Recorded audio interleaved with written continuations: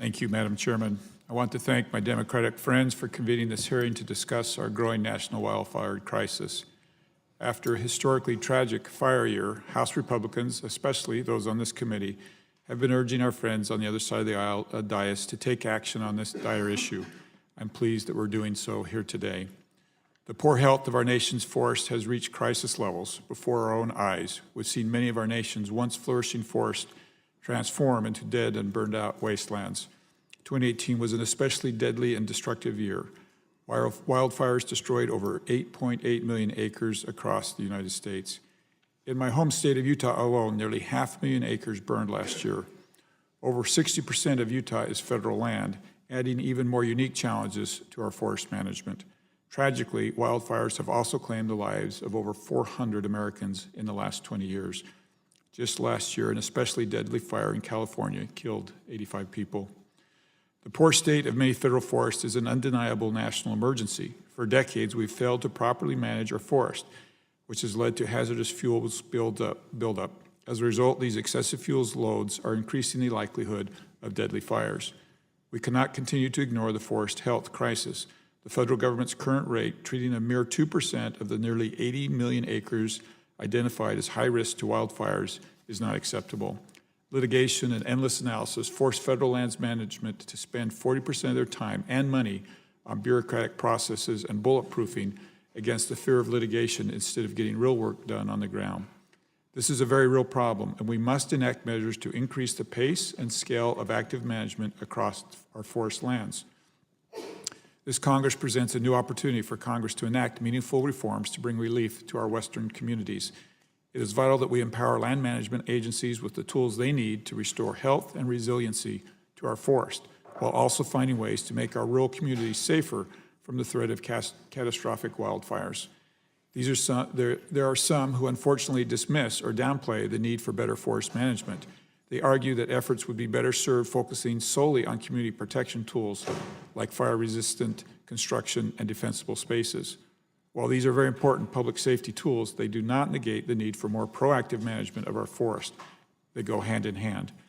While I'm excited to work on important community safety efforts, I must also urge my colleagues to not neglect our responsibility to address the failing health of our nation's forest.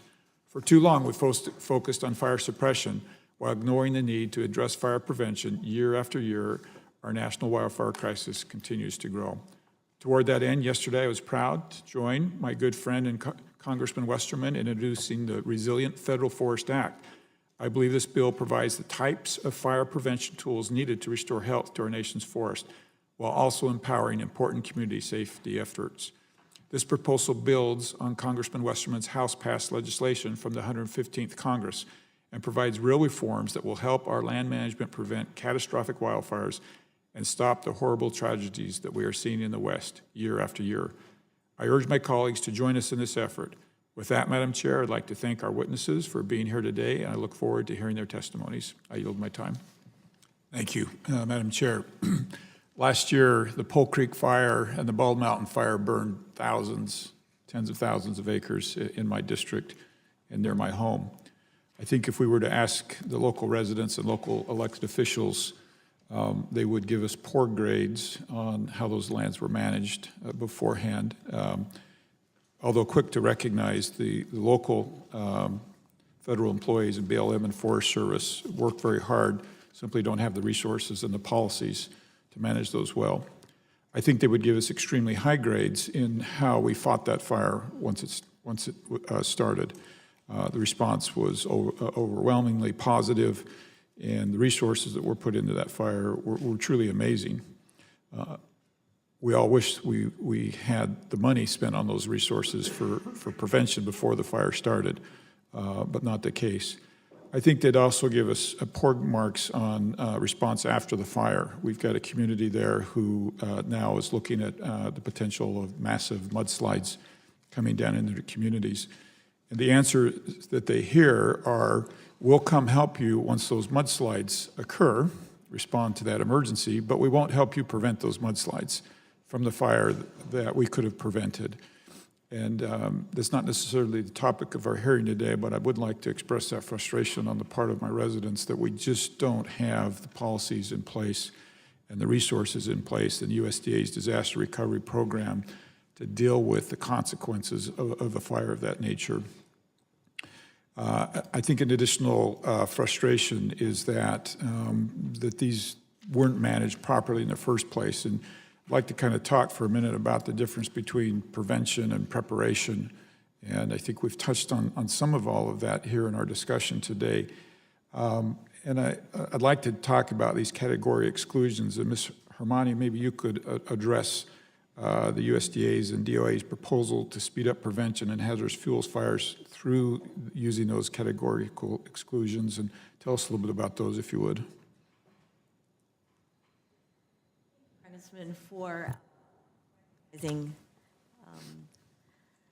the categorical exclusion that you provided for us. And let me back up and say thank you for the fire funding fix as well. We truly appreciate that. We're seeing use already in the CE that you provided us, especially for hazardous fuels in insects and disease-ridden areas. And so we're getting good traction on being able to use that tool. Good, thank you. Supervisor Veer-Kemp, in your written testimony, you said property ownership is a responsibility. That sounds like an local elected official, because I think, having been a mayor before, I would understand that. The federal government owns over 630 million acres, and as you've said, that comes with responsibility. In some of my counties in my district, it's 60, 70, 80, 90% federal land. How would you, if you had a magic wand as a local elected official, how would you have the federal government respond in that ownership responsibility? Very good question, very good point, and I sort of breezed right over that. We have the same situation in El Dorado County. 70-ish+ % is federal lands, whether it's BLM or U.S. Forest Service. Through the cohesive strategy out of the FLAME Act, we are working with our partner very well. Very slow in response, because the FLAME Act, as you know, was 2009, and we're in 2019, finally making some progress. But we need more help there. I think the Forest Service needs more help there. The funding has not been there. We've designed a whole list of projects, and we're carrying those out, but more from grants from the Mule Deer Foundation, the National Turkey Foundation, than the money that's available through the Forest Service to manage our public lands.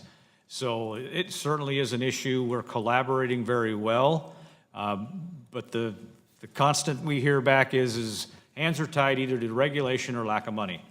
Ironically, I think some of the arguments that's used in not giving that federal land to the states is that they wouldn't take care of it. And I think states are frustrated with that argument.